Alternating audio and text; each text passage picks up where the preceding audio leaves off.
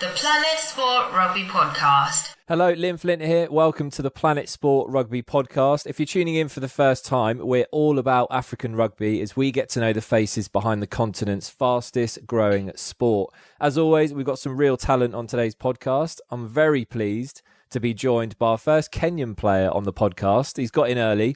Willy Ambaka is in the house, a big name for all fans of African rugby. Willy, there's been a lot of people calling for us to get you on. You're the first Kenyan to make the cut, as I just said, so I hope you appreciate that. Hi, Leo. Yeah, thank you very much for having me on. It's a pleasure, actually. We're going to be talking about lots of things. Your attempt to play football as a kid, which I know has a funny story attached to it.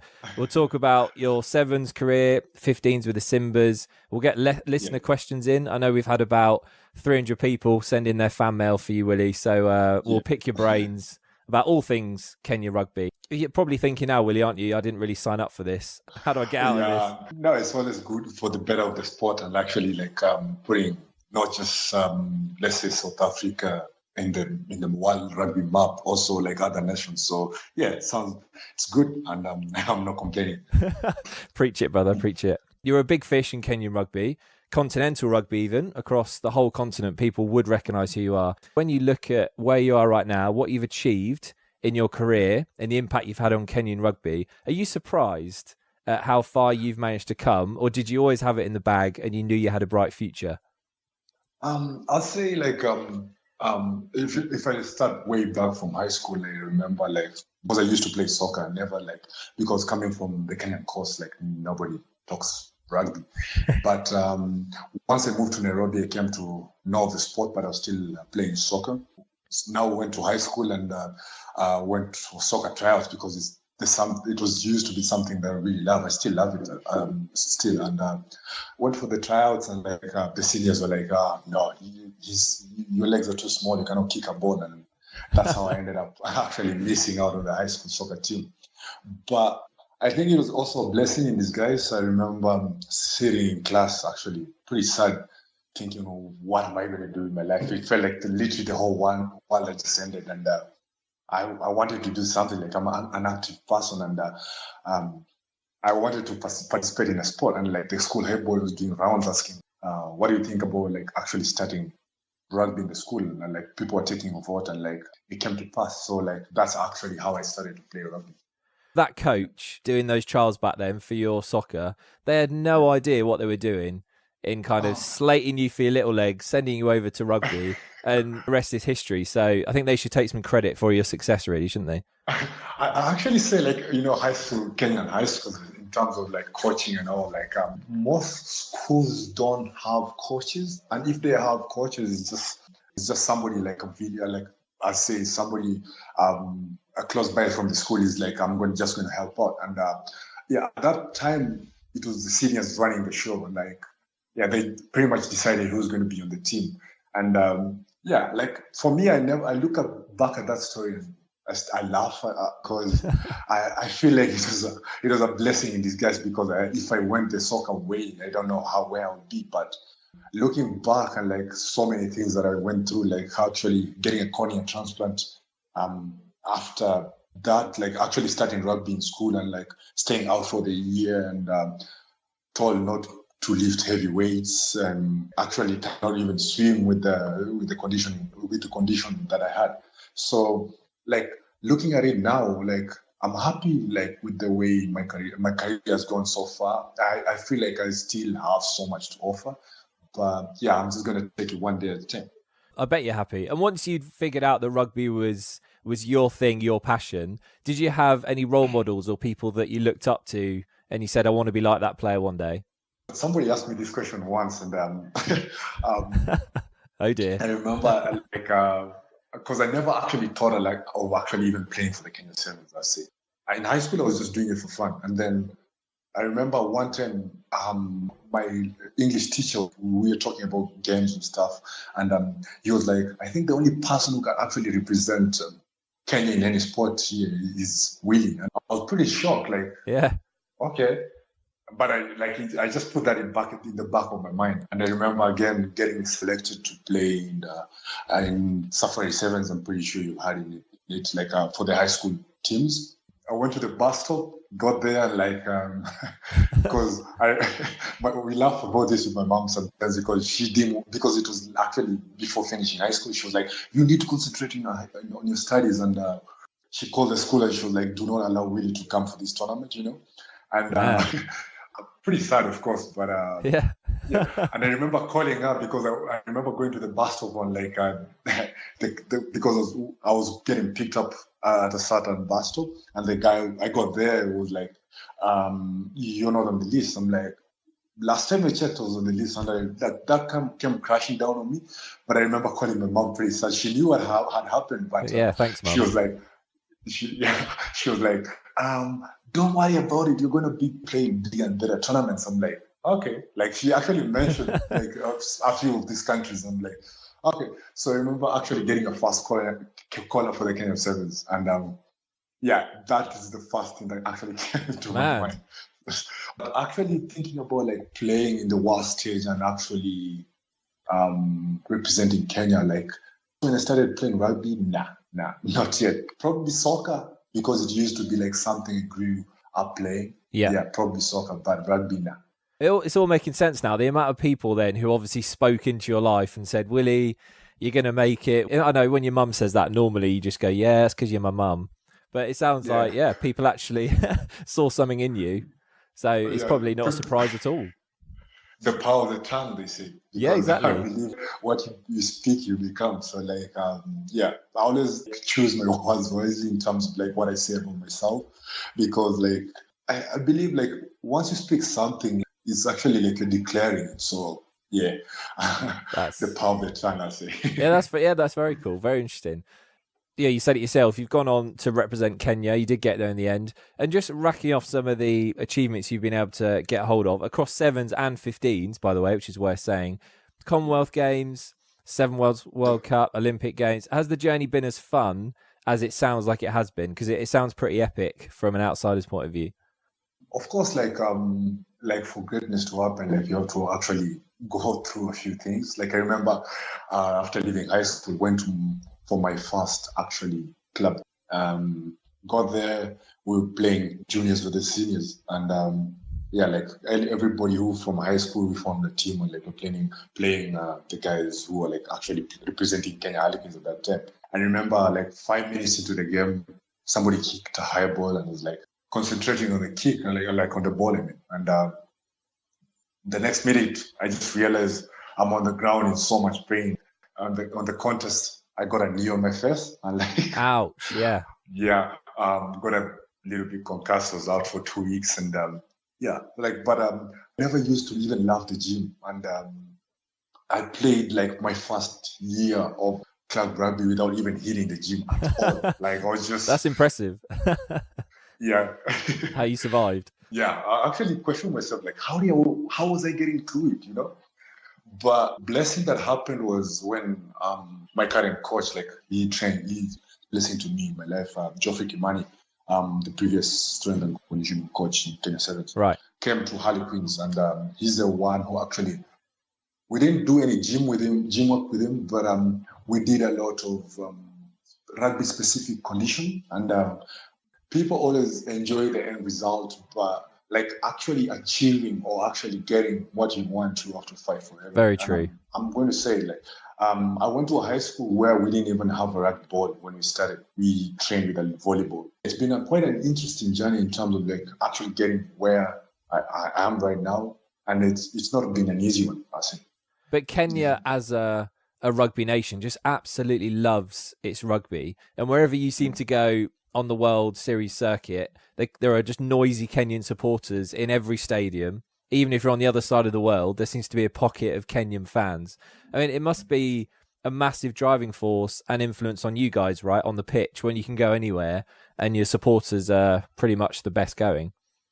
I remember like somebody saying Kenya plays well when there's like a lot of fans. And I don't know if that's true, but I always say like you get what you deserve, and I believe like also the work the boys put in. And I mean, it's not easy, but actually getting appreciation and like actually getting support behind you, like playing against people who are like actually full professionals, and you're just a Kenyan side who's like, it's all about belief and motivation, because like human beings just need a little bit of motivation to actually carry them through. So like, yeah, it's always a big thing for us, like actually getting support from like the Kenyan fans and actually the general like rugby fans around the world.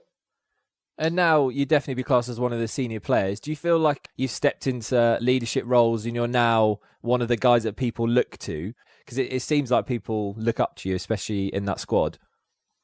We have like a very, of course, there's the senior group and the juniors, but I say like it's a team sport, and like we treat each other equally. I'm not perfect. I'm not going to be like I know everything. So like I feed off the other ones, and like since it's a team sport, like I'm not better than any other person. I just believe and do what's right for the team.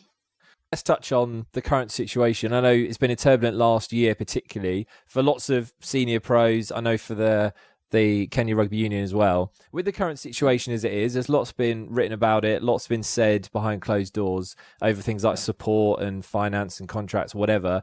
And things need to be resolved quickly. How frustrated are you that these off-field issues, they're not even the rugby issues, are hampering your game, affecting your playing time, your plans? Is it a deep frustration for you at the minute?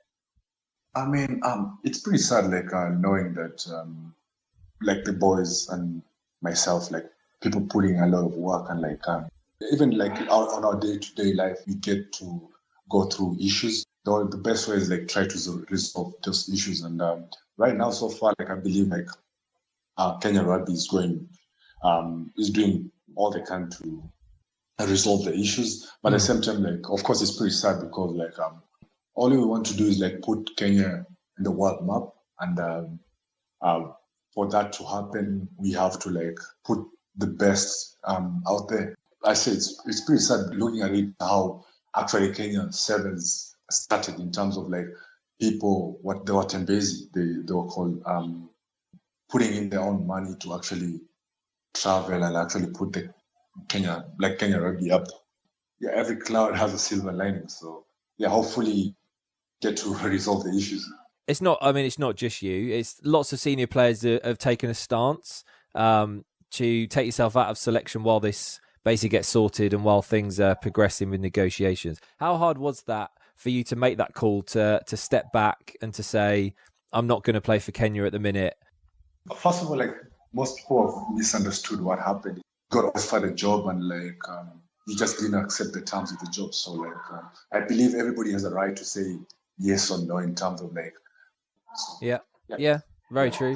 And I'm sure you've been following the current squad who are representing at the minute. And I know you mentioned about it earlier. They're giving their all, and they're not doing too badly, but they're definitely missing. When you take that amount of players out of the lineup, key players, it's going to affect you.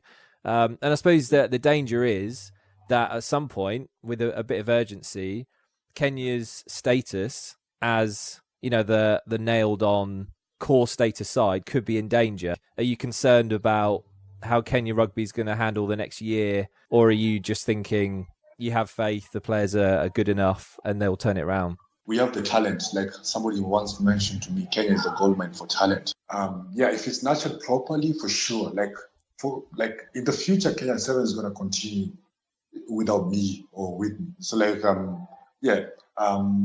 right now, like the boys who are out there, like I believe they're doing the shot justice, and I'm pretty sure they have what it takes to actually keep Kenya in the core status World Series, the World Series. I'm sure lots of fans would love to be reassured, and obviously they're missing you on the pitch. They want to see you, like Collins Injera, all those other senior players playing. Yeah. They'll be saying, surely this is going to get resolved. Willy, we'll see you soon out on the pitch. And I suppose for you, that's the desire, isn't it? You're desperate to get back. It's just you can't really tell when. Like I said, I feel like it's a bad situation, but at the same time, I'm taking it as a blessing in disguise, because if you look at like last season, I played probably over 700 minutes, and that's not putting in the 15s, repechage, and actually training times as well. And I was getting to a point where I was like not enjoying it anymore. And so like right now, I'll say it's been a blessing in disguise. And I've just taken time off, and like I feel like I'm ready to go back and play. At the same time, like I remember like watching like the first few tournaments, and like I was actually happy for the boys who were like representing like who are donning on the shirts, because they did a lot, and like with very little offered to them. And but like I said, like Kenya Rugby is not like the richest union out there. And like we have to like use what we have, and like they're doing so much, and like I was really happy. But at the same time, you also want to people to be part of it. Like I always say, like no feeling beats actually winning a game for your country, or actually doing something for your country. And like we actually miss it, but like it's out of our controls right now. Yeah, to be continued, I think. I mean, Willie, we really appreciate your honesty to chat through these things. I know it's, we're right in the middle of it at the minute. It's a sticky subject, but yeah, thank you for your honesty there. You've spoken about having a bit of downtime, a bit of free time at the minute. It's always interesting to find out what players get up to when they're away from the game, when they're away from rugby, when you aren't training or travelling or loving the gym, as you do now. What passions have you got? What matters to you the most outside of rugby? Yeah, I've traveled quite a bit in the few months that I've been off, as well as I love hiking as well. I know it's pretty tough, but the end result is what like truly matters, like the achievement, like actually getting to the destination. Also, like just spending time with family and actually seeing friends you haven't seen in a while. And traveling to see my grandmother, like she's the best, one of the best human beings I know. So like actually friends and family, and actually taking some time for myself and actually focusing on myself a little bit. I really like how you can tell a lot about a person by what they say, how much time they spend doing certain things, and especially on I'm thinking like your Twitter, your Instagram, things like that. A lot of the time you do kind of like motivational quotes, or you do like very wise things, someone who should be like 60 years old sat in a chair somewhere. So you've obviously got a lot of wisdom there, and you do a lot of Bible verses, and you say a lot of things that are going to help people. Just talk to us about that side of things. It seems to suggest that faith to you is a big deal as well. We always have to have like something to look up to. I say like in terms of my faith, it's what that has been carrying me through all my life. My mom, like she's one human being who prays for me every single day. It beats you, like, because like sometimes you're playing against a team and you end up winning that game. Probably they work harder than you. Probably like they're better equipped than you. Probably they have everything than you. And but for us, like especially Kenyan Sevens, like we always say, our secret ingredient, I believe, is just God. Because that's what actually. Because sometimes like we win games that people won't believe like actually we won. So God has been a pretty big thing in my life. Yeah, and I'm sure you agree. In Kenya, lots of people believe in God naturally through families and culture. God is a big part of just culture, isn't it? But to you, it seems like you have a very personal, you take it seriously. It's like a life-changing encounter for you that's more than just, oh, my parents told me to do that, so I believe. Yeah, it's not easy, like especially in the current century and current world, because there's a lot of temptation, of course. Before I even started playing rugby all the way through to like the Kenya Sevens, and what actually carries me through the tough times, like actually my faith, him looking after me even when I don't deserve it. So do you pray to win? We actually do. Like it's actually it's a funny topic, because like every like His grace it goes both ways, like for the other team and for us, but we also ask for favor. Yeah, like win or lose, we still praise him, but of course, like nobody's going to pray to lose. And like the Kenyan culture, for sure, we always pray before after a game, like sometimes you sing songs, especially at the end of the tournament. Yeah, even if it's not a good result, you actually have to say thank you, because rugby is a very dangerous sport. Anything can happen. So like actually getting through the weekend without injuries and like nothing bad has happened, we give thanks. So like not just me, but my fellow teammates actually also pray, and like I believe like that is what actually carries us through. But I suppose you've just got to hope that someone on the opposition team is not a Christian then. So then they're not praying against you. Prayer war. Bit of a prayer war, isn't it? Yeah. Yeah. And his blessings go both ways. And sometimes you're going to win, and it doesn't mean like he doesn't love you or anything. Yeah. But like it's a Christian thing. Like even if you win or lose, you say thank you. So it doesn't really matter if we play Fiji and they win or we win. He still remains God. And even like as you call it, even if you call it a prayer war, I think in the end, I believe in the end God wins. That's a good way of finishing that one. Yeah. Yeah. Okay, Willy, I think I've quizzed you enough. As I said earlier, for the listeners here, we asked for your questions. Didn't anticipate that Willy would get about half the population of Kenya asking him a question. But that's just how it is. That's your punishment for being popular. You get lots and lots of people wanting a piece. So I'm gonna just fire some at you, Willy. All right, we'll just rattle through this. Yeah, sure. Sounds good. You, I'll try and give you some tricky ones, and you try and fend these questions off as best you can. All right, I'll try my best. Right, okay, let's start. Let's start with Sinead Barrel on Instagram. Willy, what's your favourite sport other than rugby, and why? I say soccer. Yeah, the reason being I grew up playing soccer, and also love watching soccer. Man United, like it's the best team ever. I know you disagree with me, but yeah, that's all right. We can edit that bit out. Yeah, like facts still remain. Like it's one of the best teams. But soccer. Like I believe there's no person in Kenya who doesn't love soccer. So I say soccer. Yeah, I'm going to edit that bit out and change Manchester United I'm going to put Manchester City instead. Yeah, we should end this podcast now. There'd be a national outcry, wouldn't there? No. Yeah. I'll leave that one. Okay. Michael Mwendo, favorite try you've ever scored? That's hard. Yeah, like I believe like every time you score a try, like it's a special feeling. Because like it's not really easy actually scoring a try in the World Series. So you have to work for everything. And like once you work hard and get the results, I believe it's a good feeling. But I say looking back, 2013, I scored 2 tries to take Kenya to the semi-finals. This was versus South Africa. And I remember we had not beat South Africa before that, and like actually winning 2021 was a good feeling, and that would always be memorable for me. Yeah, always good to score against South Africa. That's always a good one, isn't it? Forget everyone else. Yeah. Yeah. Well, we always call it the African derby.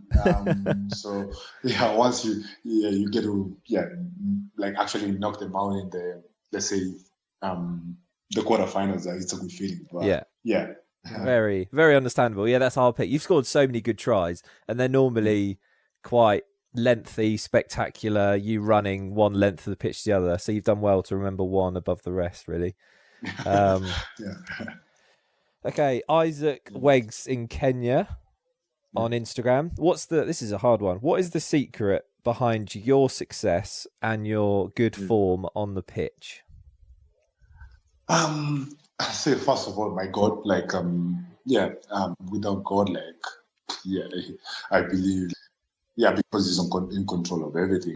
For you to have good fortune or favor, I believe God is the secret ingredient. I don't say like people who don't believe in God don't have favor. He still loves us, even if But apart from that, I'd say hard work, discipline, and actually commitment. Because like for you to actually get up there, you have to really work hard and like stay committed to the cause. Because if I look back, I remember once I started training with Geoffrey Kimani. I started at 2009, I think. After that, like once you get there, because it was a dream, you want to maintain it, and for you to maintain it, you have to like do the simple things. Making sure you show up for training, eat right, respect your body, because that's what actually has taken you to where you are. So like, if you don't eat right, then for sure you're not going to perform at a high level. If you don't sleep right, then for sure you're not going to perform. So the little bits off pitch actually are the ones that really matters the most, because if you work hard, for sure you're going to get results. But at the same time, if you don't respect what you're doing or why you're doing it, then it's going to get to a point where like you're just doing it for the sake of doing it, and that's not what you want. Okay, Zola on Instagram. Where do you see yourself? Yeah. This is brilliant. Where do you see yourself in 10 years' time in terms of the sports, in terms of rugby? In 10 years' time, will you be 39, 38? I'll probably call 39. You'll be 39, so you'll still be running up the wing at 39. So come on then. Where do you see yourself? I'll say probably coaching or something. Because even though like it gets to a point where like your body cannot take it anymore, I'll probably love to play as long as I want. But there's some things you cannot control, and like that's normal. So like life after rugby, I'll say coaching, and like actually a few businesses on the side, because I always believe like if you want to have the financial freedom, you have to actually work for yourself, because that's the only way you can actually make a good living out of it, and like you can actually have the freedom to actually experience life in a better way. And so probably coaching and actually a few businesses on the side. Okay, we'll go for a couple more. Conrad wants to know who's the best player you've played with, and then who's the best player you've played against. Best player, as I'll name two. I'll say Oscar Ouma and the legend himself, Collins. I knew you were going to say that. He'd have hated you if you didn't say his name. Probably getting calls after this. I'll say those two. Like, I'm not saying like all the other boys are not doing anything, but credit where it deserves. And I say Oscar Ouma and Collins. Oscar is just a freak. Like sometimes he does things in the field. Like we just look at him and we ask him, "Are you normal? Like, what are you doing? How did you do that? You know? Yeah. How did you do that? You know?" And Collins, well, to the achievement is hard. Like, I think nobody can take that away from him. And it's been a long journey for him, and I respect him as a person and a friend, and he's a good human being, and so I say those two. And against, that's quite a hard one. Yeah, because everybody who plays in the World Series, I believe, deserves to be there, and like they're the best at what they're doing. That's why they're there. Yeah. So, but I say probably I'll name two actually. Jerry Tuwai and Roscoe Speckman. Yeah, that's good. Safe bets. Yeah. I believe those two actually are just great rugby players and actually great human beings on and off the field. So I'll give that to them. Very good. Yeah, solid players. That'd be an awesome. If you could make a sevens team out of those guys plus you, that would be. You'd be winning a lot of trophies. They'd be scoring all the tries. So, Well, exactly. Yeah. I won't be doing it to work. So. That's the dream. That is the dream. Okay, final one. This is from Chucky, and he would like to know. This is probably the best question saved till last. Who do you prefer? Lionel Messi or Cristiano Ronaldo? Who's the best? Of course, like, And you have to give, yeah, you have to give an art. You yeah, can't do this well. They're different in different ways, and they're both great. But you need yeah, to say, you need to pick one. yeah. Of course, I will, like, for sure. Like, this is actually pretty simple. Me being a United fan, come on, like, Oh yeah, this yeah, should yeah, be, yeah. yeah, should be pretty simple. I'll go with Cristiano Ronaldo. I know some people like, yeah, Messi is a great player, but for me, Cristiano Ronaldo, like, he's a good player, and the fact that he represented Man United in his early days, I believe, yeah, he deserves to be. Yeah, nobody like.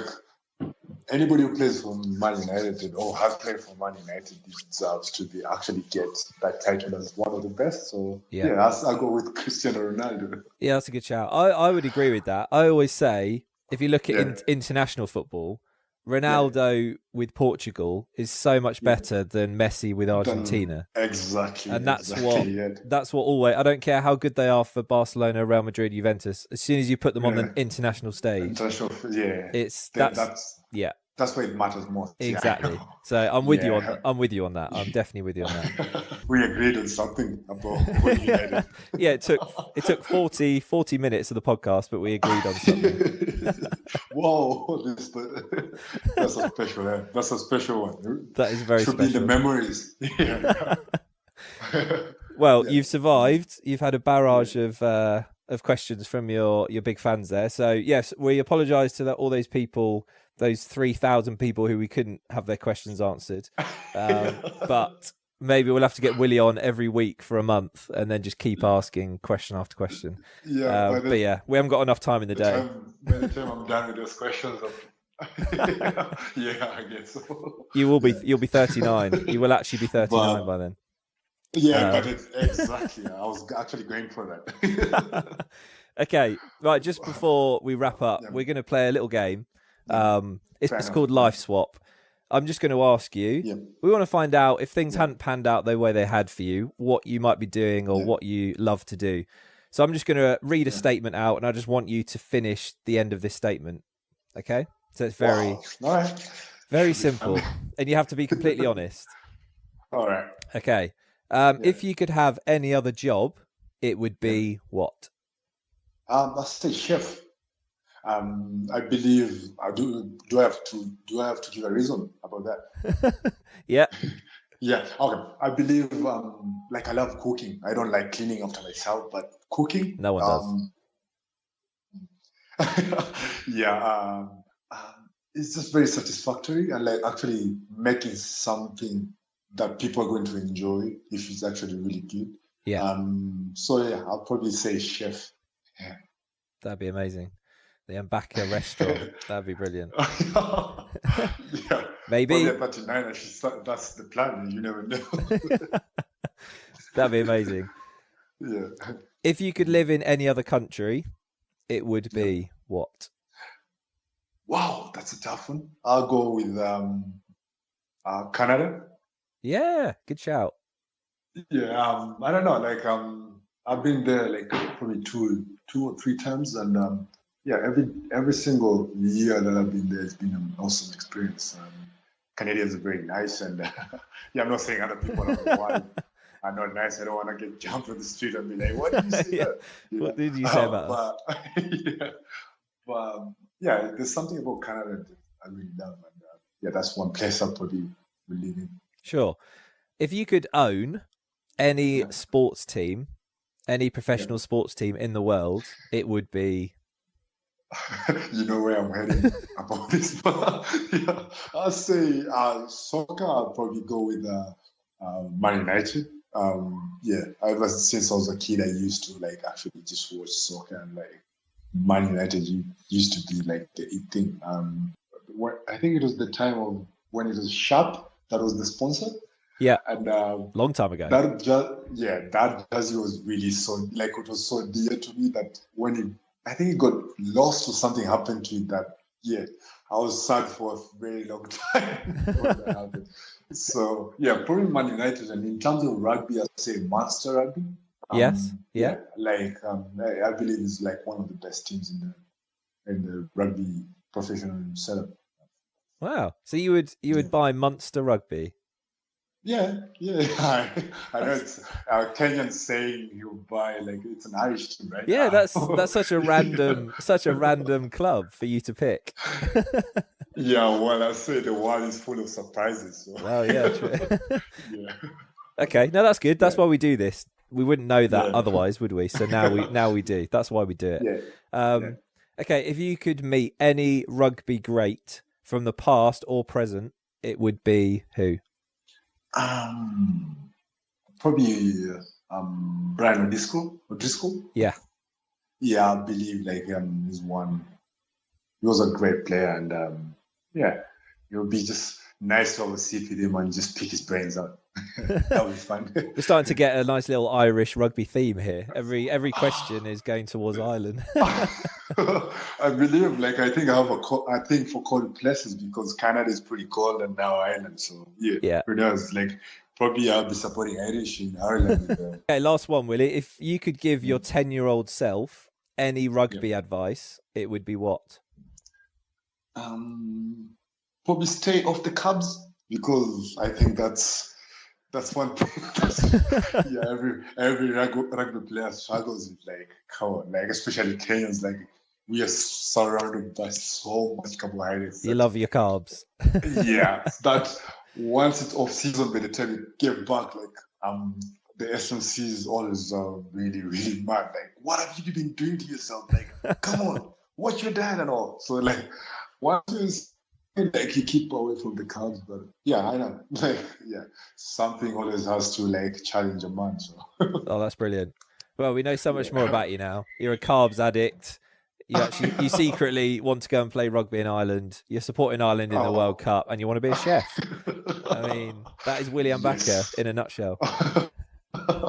Yeah, like the whole secret has been revealed. Exactly. So that game was a massive success in my eyes. Fair enough. Yeah. Everyone sees you now for who you truly are. So that's what we want on this podcast. Fair enough. Yeah, Willie, that's us. We're out of time. It's been everything I thought it would be. Good fun, informative. So thank you so much for your time and for being with us as well. Yeah, thank you for having me, Liam. Like, I know it's been, on and off in terms of like communication and all, but yeah, I'm like it's really hard. Since actually we're in different parts of the world. Yeah, we got there. People don't need to know that we've been trying to get this in the diary for 2 years. They just need to know it's happened. This is true. Like, better late than never. So, well, exactly. I really appreciate. It's good timing. Keep doing what you're doing. We're all looking forward to seeing you back at the top level. And we'll get you on again soon. The Planet Sport Rugby Podcast. That's us for this week's podcast. A massive thanks again to Willy Ambaka.